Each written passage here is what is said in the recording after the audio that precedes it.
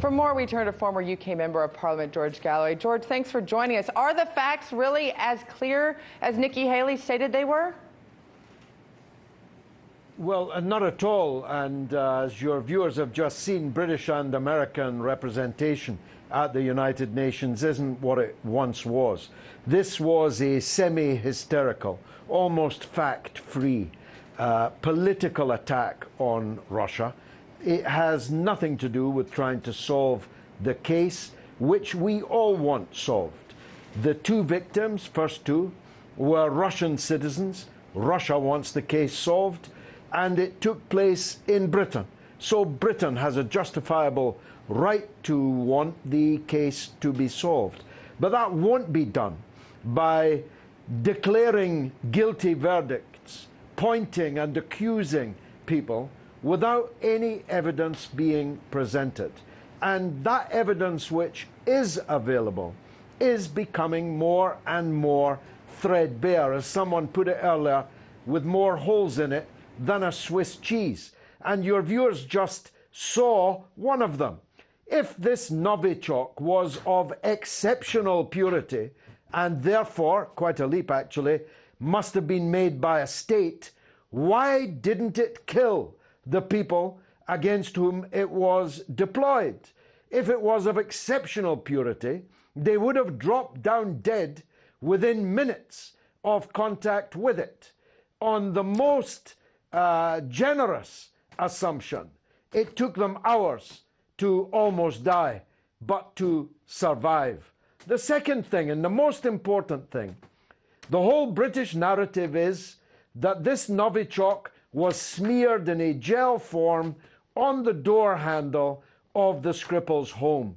But the assassins identified, who may or may not be Russians, didn't arrive in Salisbury until 3 hours after the Skripals left their front door for the final time. This blows an absolute hole through the British government's stance. I'll tell you my hypothesis. I can do it in America because you've got the First Amendment.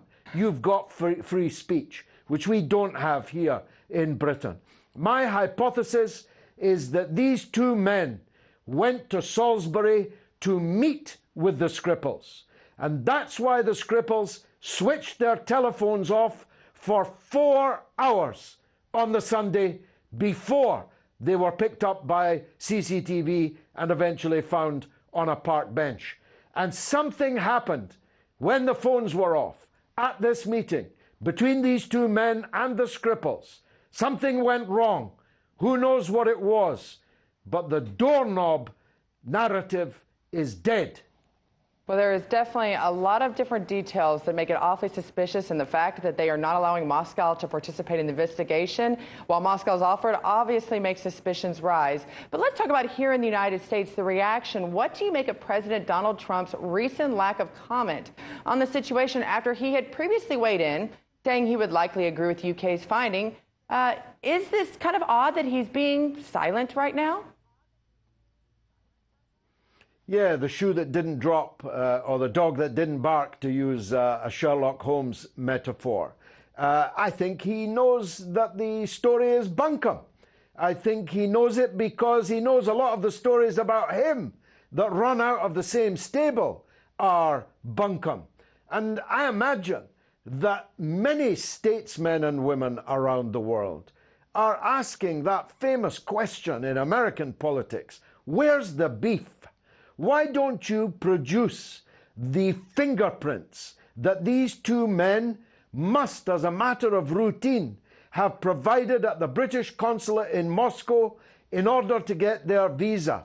Then you can say to the Russians, we would like you to help us identify and find these men, because they are definitely involved in some way in a crime that took place against Russian citizens on British soil.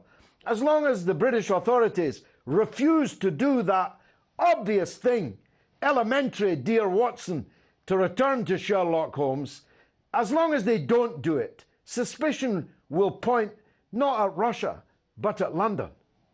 Well, thank you, George, for joining us and filling in some of those details that I guess the UN did not happen to hear tonight. Hey YouTube, thanks for checking out our channel. We hope you enjoyed the video.